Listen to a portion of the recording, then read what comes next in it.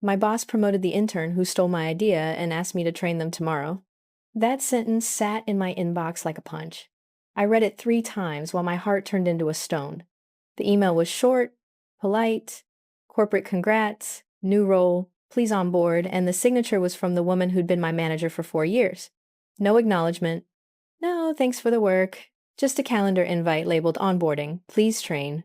The intern, Jamie, had been at the company 6 weeks. Cute, eager, asked the right questions at the right time. Everyone liked Jamie. Except I knew what Jamie had done. 3 months earlier, I'd been assigned to create a new client engagement model.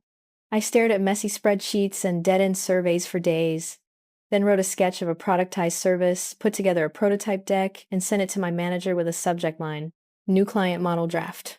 I saved the files locally. I printed a 1-page outline and left it on my desk because I was walking to a meeting and planned to update it when I got back. I got pulled into a quick follow-up call and left the outline on my desk while my mug cooled. 10 minutes. 20. I came back, and the outline was gone. I told myself not to panic. People borrow ideas here. We all do. I asked around. Someone said they saw Jamie at my desk. Someone said they saw Jamie reading something. I asked Jamie openly if they'd seen my outline. Jamie smiled and said they were just looking for a stapler. I believed it, because what else could I do? 2 weeks later, Jamie presented the exact same model in the weekly innovation meeting. Same structure, same slide titles, same revenue projection phrasing down to the comma. The room clapped. My manager moved to the front and said this was a huge win, exactly what we'd been trying to do. I sat in the back and felt my stomach sink. I raised my hand and pointed out a risk the slide didn't address. Jamie said they'd already mitigated it. Someone laughed. My manager said it was a brilliant execution. After the meeting, I asked to talk privately. I walked into my manager's office and asked how the intern had the exact model. Did they get the draft? My manager said Jamie had worked on it independently, that ideas came from everywhere, that the important thing was the output. They asked me why I had an issue with collaboration when the result was strong. I showed my manager the timestamped draft sitting in my email. I had CC'd a colleague 2 days before Jamie's presentation. The email subject and time matched my notes. My manager nodded, still calm. They said there was no way to prove Jamie had taken it from my desk, and that the company valued initiative. They thanked Jamie and promoted them to project lead. That should have been the end of it. Except 2 days later, I got the email asking me to train Jamie tomorrow. My friend Maya heard me through the phone and said I should speak up publicly, make noise. My brother said quit and find a place that respected you. My therapist, yes, I started seeing one because my anxiety was through the roof, told me to document, to not let emotion drive reactive decisions. I did the same things. I copied the draft email to a new folder. I screenshot the meeting minutes. I pulled the folder history from my laptop. I printed everything and slid it into a manila folder labeled proof. Then I tried to be normal at work. 2 paragraphs into the training plan, I had to rewrite the schedule. Training Jamie meant teaching them the system that had been mine for months, the code of the prototype I'd built. It felt like showing someone how to steal from me again. I wanted to refuse to set my folder on the desk and say, take it or leave it. But I was terrified. Terrified of being the toxic person who wouldn't collaborate. Terrified of losing my job. Terrified of being seen as petty. So I planned instead. I made the training agenda more than onboarding. I scheduled a live demo, a Q&A, a timeline review. I created a slide labeled Origins and Credit with screenshots of the draft email and the prototype timestamps. I told myself I'd bring it up casually, like how we always track work transparent and professional. Training would be where I reclaim the narrative without being a jerk. The night before, my manager sent a quick message. Thanks for taking this on. You're the best person to bring Jamie up to speed. No mention of the draft. On the morning of training, the office smelled like stale coffee. I set up the room. Jamie arrived with a bright smile and a stack of notes that looked suspiciously like mine. They complimented my deck and said they'd loved the meeting 2 weeks ago. I kept breathing. My coworker Anna sat in the back. Anna had been my ally since day one. She knew my work habits and had seen me grind. She had also signed the original email as a reviewer.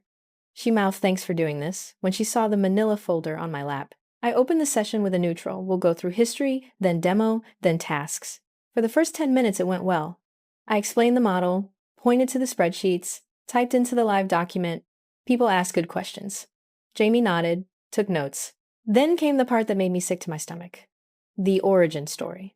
I clicked to the slide labeled Origins and Credit. I meant it to be discreet, a professional reference to provenance. I meant to say, this started as my concept in May, here are the dates. I meant to be civil. Jamie interrupted. They said it again. Oh, they'd had the idea independently and had been working nights. They said they'd gotten feedback from the team and adapted it. The room shifted. Someone said that's the spirit. I felt my cheeks burn. I showed the email. I clicked the timestamp. I showed the file history.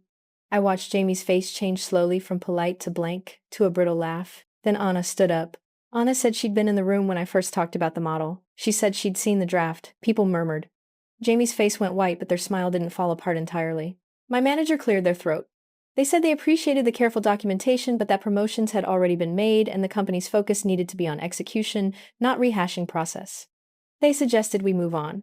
They said it wasn't helpful to dwell on credits. In that second, the room split. Some people scolded Anna quietly for rocking the boat. Others looked embarrassed. Jamie's jaw clenched. My manager's hand stayed calm on the tabletop. I realized no one wanted to be in the middle of a fight. That is when everything broke. Jamie stood up and accused me outright that I had held back information earlier, that I had leaked the idea to make them look bad, that I was trying to reclaim credit because I was threatened. They implied the whole thing was my attempt to sabotage a junior employee. The accusation landed like a slap. People looked at me like they'd seen the other side of me. My chest hitched. My mouth went dry. I had evidence. I had documentation. I'd allowed the conversation to be framed as a personal dispute, not a professional discrepancy. My manager told both of us to step into the hallway. We went. Jamie started crying, small and sharp. They said they had poured their heart into the model and they'd been excited to contribute.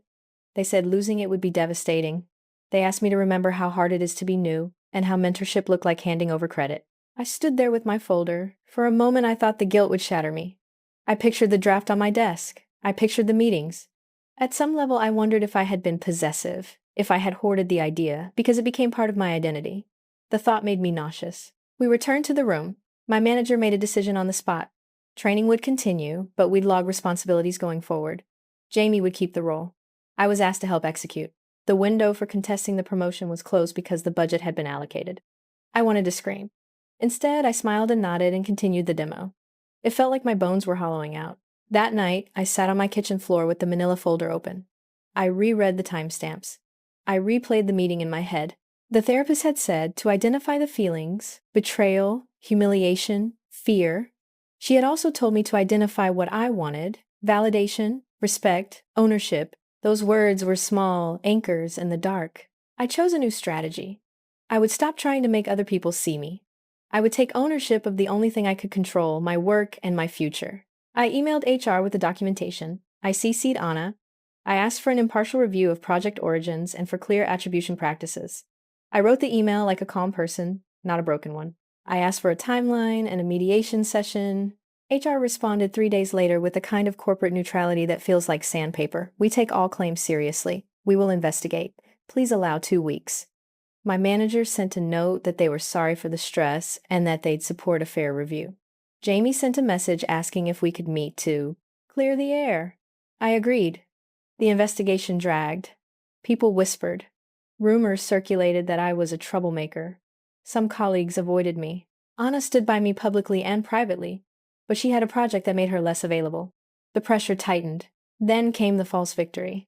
2 weeks in, HR called me to say they'd found a minor discrepancy. There was evidence that Jamie had accessed a shared drive where my draft had been temporarily stored.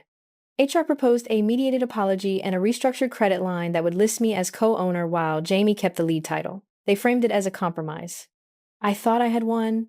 My heart did a little thing it hadn't done in weeks. Then my manager forwarded an email from finance. If Jamie stayed in the lead title, their bonus pool couldn't be reallocated to me. HR said titles mattered for compensation. The compromise was hollow. I could have credit on a doc, but no actual recognition in pay. My lowest point arrived 2 days later when my performance review was marked meets expectations, and my manager praised my professionalism but said I'd take on less ownership in future projects. It read, like I'd been punished for speaking up. I sat at my desk and felt something inside close. The part of me that tied worth to being right blinked out. I had a symbolic death. My identity as the person who always got credit and always got promoted had been quietly folded. Then I had an internal collapse and an ugly, clear realization. I had spent 4 years proving I was indispensable to people who would discard me to protect a faster narrative. I had been steadied by external validation instead of building my own base. I chose a new strategy. I accepted the training obligation, but I rewrote the project governance. At the next team meeting, I walked everyone through the timeline, not as an accusation, but as a process. I proposed a simple change. All project origins go into a shared tracker with timestamps and ownership fields before meetings. It was boring. It was procedural. It hurt less than yelling. I also started talking to recruiters. I updated my resume to highlight the product I built and filed my Manila folder into a digital portfolio. I scheduled interviews.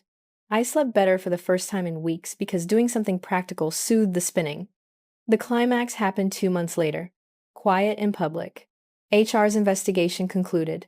They reported that Jamie had accessed the file and could not provide a satisfactory explanation. They placed a formal reprimand in Jamie's file. Jamie kept the title but was removed from the line of lead for the next major rollout. My manager was told to improve attribution practices and to undergo training. It wasn't dramatic. There was no firestorm. Jamie stayed, and their face at the coffee machine avoided me, then smiled weakly when it couldn't avoid me. My manager apologized in a thoughtful email and set up a standing origins log for projects. I sent a reply to the company-wide note about improved processes. I didn't brag. I said I'd contributed to the model and I'd like the company to keep working on fair recognition. It was calm. It was boundaries. A week after the HR note, I accepted a job offer from a startup that wanted someone who could take an idea and ship it fast. They didn't care about my internal politics as long as I could build. The founder told me they respected people who own things. I told them I was ready to own my next thing. On my last day, I walked into Jamie's cube and said I'd taught them what they needed to know. I handed over a printed checklist that outlined every step, who owned it, and where the files lived. They took it. They said thanks. Their voice was small, almost genuine. I said good luck. I left the office and felt the opposite of the first email. Instead of my heart as a stone, it was a steady thing, a beat I had chosen. I had lost an easy path, but I had not died. I had documentation, allies, and lessons. I had created boundaries and a new way forward.